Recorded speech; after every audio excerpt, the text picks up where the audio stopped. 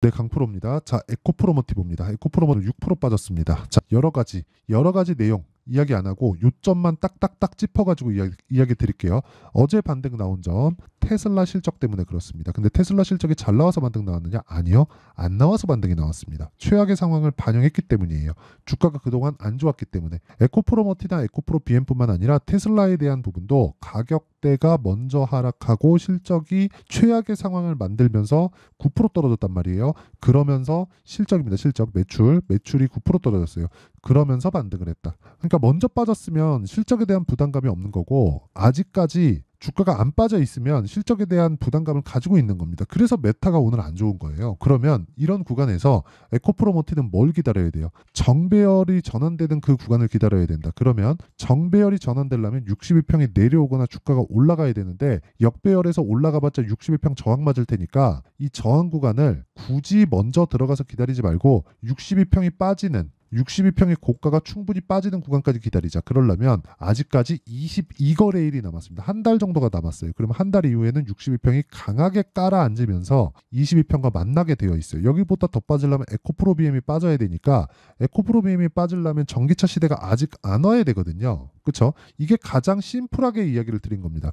전기차 시대가 완전히 박살나려면 정부 정책의 방향이 바뀌어야 됩니다. 그렇죠. 현대차에서도 오늘 실적 발표하면서 그 얘기하더라고요. 하이브리드에 조금 더 집중하겠다. 그러면서 코리아FT가 탁 튀던데 하이브리드에 집중을 하는 것도 배터리가 필요하죠. 근데 전기차보다는 배터리의 양이 훨씬 더 적죠. 그러니까 막 그런 부분 때문에 막 되게 막 안 좋게 막 그 판단하게 되고 생각하게 되는데 기본적으로 전기차 시대가 온다는 점은 그냥 확정이 된 미래예요. 근데 먼저 주가가 올랐고 그런 부분을 반영해서 먼저 빠졌고 지금은 최악의 상황을 지나고 있고 왜? 실적이 안 좋으니까.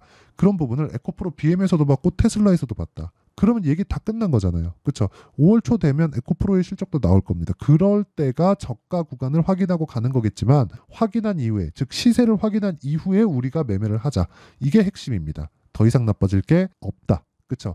추가적으로 나빠지면 전기차 시대가 안 와야 된다. 그런 부분을 이야기를 드리는 겁니다. 그러면 이 과정에서 내가 뭘 해야 됩니까? 가격대, 타점에 대해서 이해하는 게 중요합니다. 그럼 그 타점에 대한 부분은 그렇죠? 이해했을 때 이런 정도의 매매가 가능하다. 자, 알테오젠인데 올라가는 거 보고 매수하고 그리고 이렇게 올라가는 구간 내려가는 거 보고 매도했을 때 이 정도의 수익을 낼 수 있고요. 다른 종목을 보더라도 마찬가지입니다. HLB나 그런 종목 보잖아요. 그러면 올라가는 구간 매수하고 내려올 때 매도하고 올라가는 구간 매수하고 내려올 때 매도하고 올라가는 구간 매수하고 내려올 때 매도하고 그리고 또 올라가는 거 확인하고 또 매수하고 이런 식으로 계속해서 수익을 만들어가는 게 중요해요. 이게 2차전지나 그런 종목군들도 제가 2차전지도 꾸준하게 추적을 하고 있다는 게 이 내용 때문에 올라가는 구간에 금양 매수했죠. 그리고 나서 내려오는 거 확인하고 매도했을 때 15%의 수익 그리고 다 매수하고 다시 내려가는 구간에서 내가 잘못 샀으니까 손절하는 구간도 있는 겁니다. 그러면서 계속 추적해가면서 내가 꾸준하게 타점을 잡아가는 그런 연습을 지속적으로 하셔야 되고 저처럼 이렇게 지속적으로 올라가는 종목을 매수하는 그 투자자라도 이렇게 손절하는 구간이 있다는 겁니다. 그래서 손절을 어떻게 해야 되는지 그리고 올라가는 구간에서 내가 타점을 어떻게 잡아야 되는지 그 내용에 대해서 이해하는 게 중요하다. 이거 말고도요. 여기 자람 테크놀로지나 이런 종목들 보면 올라가는 구간에서 철저히 매수 구간을 잡고 있고 3거래일 동안 75% 정도의 수익을 내고 있습니다. 그리고 이런 부분을 여기 소통방에서 공유하고 있다. 자, 시장감에서 DIT, YC, 그쵸? 모두 다 장 시작 전. 이것도 내용 보잖아요. DIT. 자, 내용 보면 이래요. 올라가는 구간에서 매수하고 오늘 7.8% 상승. 그리고 YC는 YIK입니다. 그쵸? 올라가는 구간에서 계속해서 매수한 결과 20% 정도의 수익 구간. 그쵸? 오늘도 12% 정도의 상승세. 이런 부분을 지속적으로 제가 공유를 합니다. 언제? 장 시작 전에. 어디서? 소통방에서. 그래서 매매하는 과정에서 내가 너무 어렵다 하시는 분들은요. 구독과 좋아요. 이 두 개 눌러주시면 입장 가능하고요. 상단에 있는 전화번호로 구독 또는 10억이라고 구독자 인증을 해주시면 저 문자 보내주시면 됩니다. 상단의 번호로 대신에 구독이나 뭐 10억 이렇게 문자 보내주시면 되니까 이렇게 문자 보내주시면 제가 소통방 입장 링크를 순차적으로 공유를 해드리도록 하겠습니다. 그러면 이 내용을 토대로 우리가 알아야 되는 부분은 뭐예요? 올라가는 구간에 매수를 하자. 그게 답이다. 주식시장은 그게 답이에요. 다른 종목을 봐도 마찬가지입니다. 에브리봇이나 그런 종목 볼까요? 어때요? 올라가는 구간에 매수하고 내려가는 거 보고 매도 47% 수익. 이런 부분을 소통방에서 만들고 있다. 그래서 구독과 좋아요 이 두 개 눌러주시고요. 상단에 있는 전화번호로 구독 또는 10억이라고 문자 보내주시면 제가 구독자 인증해드립니다. 자, 그러면 이 내용을 가지고 우리가 에코프로머티 보면 어떻게 되겠습니까? 지금은 정배열을 기다려야 될 때다. 정배열 기다리는 데까지 걸리는 시간은 한 달 정도가 걸린다. 한 달 동안 내가 먼저 들어가서 조금 비싸게 살 수 있어요. 그런데 먼저 들어가서 스트레스 받지 말자. 그러기 위해서는 에코프로비엠의 실적도 기다려야 되지만 이미 정배열로 바뀌는 그 시점이 먼저 나오면 실적이고 뭐고 간에 그냥 매수 구간, 즉 타점 잡으면 된다. 그렇죠? 즉 이렇게 타점을 잡는 기준 그리고 보유 기간을 잡는 단기 보유 전략 이 두 가지가 필요하다는 겁니다. 그리고 이 두 가지 내용을 전체적으로 다루고 있는 게 제가 여기 소통방에서 진행하고 있는 거고 여기는 상단에 있는 전화번호로 구독이나 10억이라고 문자 보내주시면 되고요. 이 원리에 대한 부분 그리고 최근에 2차 전지에 대한 부분이 굉장히 안 좋잖아요. 그래서 에코프로머티의 실시간 타점을 제가 문자로 공유를 해드리도록 할 테니까 에코프로머티의 가격과 단기 보유 전략 그리고 실시간 타점은 구독과 좋아요 이 두 개 눌러주시고요. 상단에 있는 전화번호로 머티라고 문자 보내주시는 분들에 한해서만 제가 에코프로머티의 가격 그리고 단기 보유 전략과 함께 실시간 타점을 공유해 드리도록 하겠습니다. 자, 오늘 빠져서 많이 스트레스 받으실 텐데 그것보다 최악의 상황은 지나가고 있다. 그리고 전환기가 오려면 아직 한 22거 한 달 정도가 남았습니다. 그 구간에 타점을 잡는 연습을 꾸준하게 와서 하세요. 그래야 에코프로머티를 빠져나올 수 있고 수익으로 바꿀 수 있습니다. 이런 부분을 이해했을 때 어느 정도 성과를 낼 수 있고 분류를 어떻게 해야 되는지 그 내용에 대해서 제가 이야기를 드리고 이해를 시켜 드릴 테니까 영상 끝까지 시청하시고요. 모든 분들이 성공 투자하셨으면 참 좋겠습니다. 그리고 에코프로머티 이제 바닥 구간이 나왔으니까 너무 걱정하지 않으셔도 됩니다. 자, 24년도가 돼서도 시장은 여전히 어렵습니다. 자, 근데 시장은 항상 어려울 거예요. 앞으로도 계속해서 어려워질 겁니다. 자, 근데 제가 매월 대시세 종목을 구독자분들에게 공개를 합니다. 자, 내용을 보면 12월 달에 실제 공개를 했었던 강프로의 대시세 종목에 대한 내용인데 대기업을 상대로 안정적인 매출 구조를 가지고 있고요. 그리고